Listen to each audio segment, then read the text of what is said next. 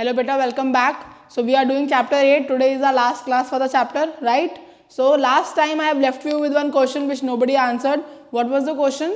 That can there be equilibrium level other than full employment? क्या full employment के अलावा भी equilibrium हो सकता है? So what is the answer? Yes, the answer is yes. That there can be equilibrium other than the full employment level. So we have one economist, famous economist in the past known as J.M. Keynes, right? Though he has given 3 equilibrium approaches. How many approaches? 3 approaches. What is he saying? That equilibrium can occur not only at full employment but totally 3 levels equilibrium can occur. Number 1, he is saying the full employment equilibrium, which is the usual one, right? Then he is saying there is over full employment equilibrium. Lastly, it is underemployment equilibrium. So yes, the equilibrium can exist at other levels other than the full employment equilibrium, right? तो हम इन तीनों को discuss करते हैं फटाफट, उसके बाद चलते हैं न्यूमेरिकल पोर्शन पे, राइट? तो सबसे पहले बात करते हैं फुल एम्प्लॉयमेंट की. तो फुल एम्प्लॉयमेंट वही है यूजुअल वाला बेटा, where AD is equal to AS corresponding to the full employment level. This is AD, this is AS, this is E. This is full employment equilibrium. Right? Why? Because at this all the resources which you have potentially available with you, you are utilizing all those resources. None of the resources is getting wasted और no resources is free. कोई free resource नहीं है, कोई ज़्यादा resource की requirement नहीं है. आप इसमें जितने भी resources हैं, जो भी हमारी पोटेंशियल कैपेसिटी है, हम इस पूरी पोटेंशियल कैपेसिटी को फुल यूटिलाइज करके कहाँ पे पहुँचे हैं? At point E known as full employment equilibrium, right? Second one क्या है हमारा? Over full employment equilibrium. Over full employment equilibrium क्या है? जब हमारी डिमांड जो है वो ज़्यादा हो जाए. This is A S, this is A D which is required, but हमारा ए डी जो है वो बढ़ जाए, बढ़ के यहाँ आ जाए. तो इसकी वजह से जो ई है वो यहाँ नहीं है, यहाँ पे आ रहा है ई डैश पे. बट क्या हम ई डैश तक पहुँच सकते हैं? ई पे तो हम पहुँच सकते हैं, राइट? क्या हम ई डैश पे पहुँच सकते हैं या नहीं पहुंच सकते? नहीं पहुंच सकते. वाई? बिकॉज हमने फुल एम्प्लॉयमेंट में क्या बोला कि हमारे पास कोई भी आइडल कैपेसिटी अवेलेबल नहीं है. जब लोग खाली ही नहीं है, किसको जॉब दोगे? कैसे इतना आउटपुट जो डिमांड बढ़ गई है, आगे चली गई है, इस डिमांड को आप कैसे मीट करोगे? तो ये डिमांड मीट नहीं हो पाती. ये डिमांड क्रिएट करती है क्या? Inflationary pressure in the economy. Price बढ़ेगा क्योंकि डिमांड बढ़ नहीं सकती, right? So this is known as over full employment equilibrium. Full से ज़्यादा. ग्लास है आपके पास, एक पानी की बॉटल है, आप पानी की बॉटल से ग्लास में पानी डाल रहे हो, कितना तक ग्लास डाल सकते हो? फुल तक. फुल के ऊपर डालोगे तो वो बहेगा ही ना, पॉसिबल नहीं है. सेम सिनेरियो, राइट बेटा? This is over full employment equilibrium, right? Then the last is under employment equilibrium. Under employment equilibrium में क्या है? जब आपकी demand due to an number of reason is low, demand हमारी कम है, नीचे आ गया है एडी, यहाँ पे AD2. अब हमारा इक्विलिब्रियम बेचारा अफेक्ट हो गया है नेगेटिवली. पहले इक्विलिब्रियम था यहाँ ई पे, अब आ रहा है यहाँ E2 पे. आपका इनकम, आउटपुट और एम्प्लॉयमेंट तीनों चीज़ों क्या हो गया? कम. इकोनॉमी में डिफ्लेशन आ गया. आपके लोगों को नौकरियाँ नहीं मिल रही हैं. They are sitting free. We have idle capacity. So when resources are not fully and efficiently utilized, they are sitting idle, they are free, they are not used to their original potential. That point is known as underemployment equilibrium, right beta? So these are the 3 types of equilibrium that can exist according to the economist J.M. Keynes. What is it? Full employment equilibrium, over full employment equilibrium and underemployment equilibrium. So हमारा theory का portion यहाँ पे हो गया है खत्म. अब हम फटाफट 2-3 न्यूमेरिकल्स देखते हैं और चैप्टर को वाइंड अप करते हैं, ठीक है? आइए एक न्यूमेरिकल देखिए मेरे साथ, फिर देखते हैं कैसे होएगा वो न्यूमेरिकल. ये क्वेश्चन है आपके पास. सपोज आपको इनकम दे रखी है एंड सेविंग्स दे रखी है, राइट? वो आपसे बोल रहा है कि आप इक्विलिब्रियम AD और AS और इक्विलिब्रियम S और I, ये बताइए मुझे. इक्विलिब्रियम AD, AS और S और I पूछ रहा है क्वेश्चन आपसे. तो आप कैसे करेंगे? हमें कुछ नहीं करना है, इस टेबल को कंप्लीट करना है. टेबल कंप्लीट होगा तो इक्विलिब्रियम ऑटोमेटिकली हमें मिल जाएगा, राइट? उसने दे रखा है given I is equal to 50. I उसने 50 दे रखा है और ये इन्फॉर्मेशन दे रखी है. अब वो बोल रहा है आप मुझे AD AS निकालिए, इक्विलिब्रियम दीजिए और S और I का भी इक्विलिब्रियम दीजिए, ठीक है? आइए कैसे होगा ये क्वेश्चन. इनकम है, सेविंग है, सबसे पहले क्या निकालेंगे? सोचिए सोचिए सोचिए. Yes very good. सबसे पहले क्या निकालेंगे, सी कंजम्पशन। कैसे निकालेंगे, y minus S, right. 0 minus 50 50, 100 minus 30 130, 200 minus 0 200, like this we are going to calculate बेटा व्हाट, इनकम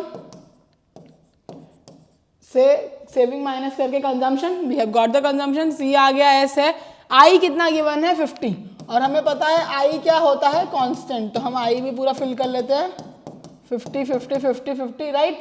देन एडी निकाल लेंगे। अगर आपने चैप्टर पढ़ लिया है, प्रिपेयर कर लिया, एडी क्या होता है, सी प्लस आई, और ए एस क्या होता है, C plus S, and which is also equal to Y. AD निकालेंगे, सी और आई को प्लस करेंगे, 50 50, 100 180 250 320 400 470, राइट। ए एस वाई, वाई बोला 0 100 200 300 400 एंड 500। ध्यान से देखिए टेबल को, कहीं दिखा आप लोगों को इक्विलिब्रियम, मुझे तो दिख रहा है, आपको दिख रहा है, हाँ दिख गया ना, यही है बेटा equilibrium. This is the equilibrium level, why because A D is equal to A S is equal to 400 and S is equal to I is equal to 50। Like this question can come in your exam. अगर आता है तो free के marks हैं ये, आपको table fill करना है और एडीएस निकाल के इक्विलिब्रियम आइडेंटिफाई कर देना है, राइट। ठीक है, तो ये होगा एडीएस वाला क्वेश्चन। अब नेक्स्ट इस चैप्टर में क्या फॉर्मूलाज हैं, एक बार फॉर्मूलाज देख लेते हैं, उसके बेसिस पे 2-3 न्यूमेरिकल और देखते हैं। तो फॉर्मूलाज क्या है, सबसे पहला फॉर्मूला क्या है बेटा, A D is equal to C plus I, last chapter से यही है, और A S is equal to C plus S, right. और थर्ड क्या है, एट इक्विलिब्रियम, इक्विलिब्रियम पे क्या होगा, y is equal to C plus I which implies s is equal to also i, this two formulas are there, right. Then we have k, what is k, investment multiplier, remember क्या formula है, 1 upon M P S, 1 upon 1 minus M P C, और change in y upon change in i, these are the various formulas. अच्छा c कैसे निकलता है, 5, c is equal to c bar plus mpc into y and s is equal to minus c bar plus mps into y. These are the various formulas which we are going to use in this chapter, right? Based on these formulas you can try solving all the unsolved numericals. Okay, 1 to 14 last time दिया था, उसके आगे 15 से शुरू कर लेंगे, try करेंगे अलग अलग टाइप के न्यूमेरिकल्स, कोई डाउट होगा तो पूछ लेंगे, ठीक है। चलिए 2-3 न्यूमेरिकल हम फटाफट देख लेते हैं। एडीएस टेबल वाला हमने देख लिया, अब देखते हैं सपोज, अब के वाले भी हम देख चुके हैं, एक और देखते हैं के वाला अभी पहले, उसके बाद देखते हैं इक्विलिब्रियम वाले। सपोज आपको वो बोल रहा है due to initial investment, he is saying कि इनिशियल इन्वेस्टमेंट जो है हमारी 4000 है, the income has increased, income जो इंक्रीज हुई है has increase to 24,000, find K MPC and MPS, ये क्वेश्चन दे रखा है आपको, राइट। ठीक है, अब फटाफट बताइए इस क्वेश्चन का आंसर कैसे करेंगे, क्विकली स्टार्ट सॉल्विंग। सोच लिया कैसे होगा, निकाल रहे हैं आंसर, फर्स्ट आंसर आ चुका है अब तक, मुझे पता है आप लोगों का, गुड। तो सबसे पहले क्या निकालेंगे, K is equal to change in Y upon change in I, change in Y कितना है 24,000, चेंज इन आई कितना है 4,000, 24,000 bye 4,000, 4 6 24, K is how much 6 times, right, yes.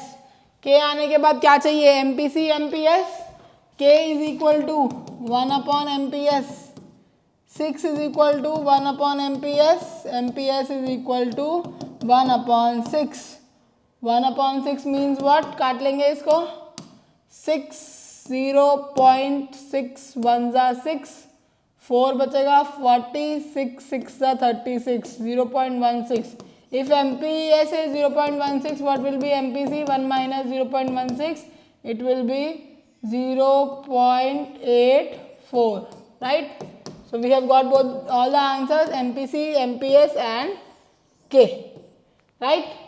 तो ये वाले न्यूमेरिकल हमने लास्ट पहले भी किए हैं वीडियो में, अभी हम दोबारा मैंने आपको रिकॉल करा दिया। ये लास्ट कैटेगरी ऑफ हमारे न्यूमेरिकल्स क्या है, वो आपको बोलेगा investment is equal to 400, right, and C is given to be 40 plus 0.8 Y, calculate equilibrium level of income AD and S suppose ये उसने आपसे पूछा है, तो कैसे करेंगे आइए क्विकली देखते हैं कैसे करेंगे। तो हमें पता है इक्विलिब्रियम, हम सबसे पहले लिखेंगे at equilibrium y is equal to C plus I. अब इससे हम निकाल लेंगे अपना answer y is equal to 40 plus 0.8 y plus I which is 400, तो y is equal to 440 plus 0.8 y, तो y minus 0.8 y is equal to 440, 0.2 y is equal to 440, y is equal to 440 divided by 0.2, point हटाया ऊपर 10 आ गया, इसको solve कर लेंगे इसे 220, so y is equal to 2200 crore, 2200 crore आ गया आपका इक्विलिब्रियम लेवल ऑफ इनकम। फिर उसने क्या पूछा है AD at equilibrium level. Now we know AD is equal to C plus I, right. तो आप निकाल लेंगे फटाफट C में 40 प्लस 0.8 इंटू 2200 प्लस 400, राइट। तो 40 प्लस 0.8 इंटू 22 इंटू 8 कर लेंगे यहाँ पे, 8 to the 16 1, 8 to 16 170, 1760, right. 1760 plus 400, right. कितना आ जाएगा ये 1760, 1800 और 2200 करोड़। आपने थोड़ा ब्रेन यूज़ नहीं किया, इक्विलिब्रियम पे एडी और एस तो बराबर ही होता है, वैसे तो निकाला है आपने, तो एडी भी कितना आएगा 2200, वेरीफाई हो गया इससे हमारा आंसर, राइट। सेविंग पूछी है अब उसने, सेविंग्स क्या से आएंगी minus C bar plus M P S into Y, right. Minus C bar मतलब minus 40 plus 0.2 into 2200, right. Minus 40 plus 22 into 2 44, 440 कितना आ गया 400 करोड़। ये भी वेरीफाई हो गया, कैसे, because at equilibrium S is equal to I, I आपको ऑलरेडी गिवन था 400 crore, so S is also 400 crore. हमारे कैलकुलेशन से भी वही आ गया। क्यों कैलकुलेट करके दिखाया है मैंने आपको, ताकि आप कंफर्म कर सकें कि आपका आंसर क्या है। अदरवाइज एग्जाम में बेटा you can directly write at equilibrium S equal to I, therefore S is equal to 400 crore, right. Good, so this is one kind of numerical which can come.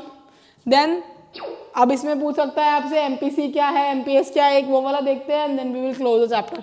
Suppose आपको दे रखा है equilibrium income, वो बोल रहा है equilibrium income is 500 crore, okay, and autonomous consumption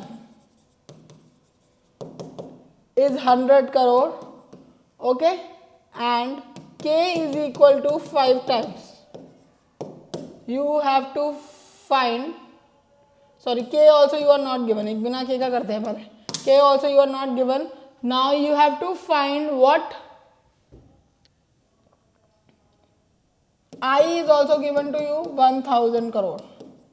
Now you have to find MPC and MPS and then K also. Suppose this type of question is given to you, then how are we going to do? We are going to first of all write the answer like this, right? कि y is equal to c plus I, which means y दे रखा है आपको कितना 500 is equal to 100 plus MPC into 500 plus 1000, right? 500 is equal to 1100 plus 500 MPC, ये इधर चला जाएगा तो ये माइनस में आ गया है, right. Minus 600 is equal to 500 MPC। तो यहाँ पे हमने थोड़े वैल्यूज ऐसे लिए हैं कि हमारा वो माइनस में आ रहा है, राइट। तो हमें ऐसे वैल्यूज नहीं लेने, हम क्या करते हैं आई को छोटा कर देते हैं, अपने आप ठीक आ जाएगा। आई को हम कर देते हैं 100, right.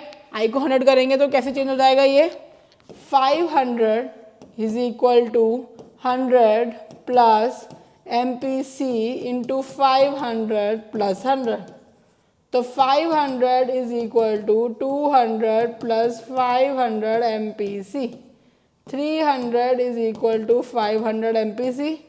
Now MPC is equal to 300 divided by 500, that is 3 by 5 is your MPC. If you solve this, this is going to come 0.6 is MPC. 0.6 MPC आते ही हमारा दिमाग फटाफट चलने लगेगा. MPC 0.6, तो MPS 0.4. K is equal to 1 upon MPS.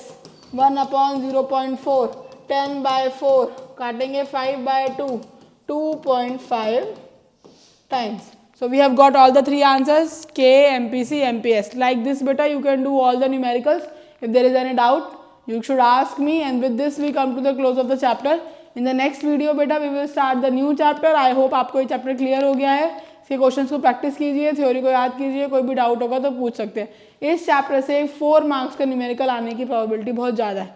तो practice the numericals, इनको छोड़ना नहीं है. ओके बेटा, तब तक के लिए पढ़ते रहिए. मिलते हैं नेक्स्ट वीडियो में. बाय.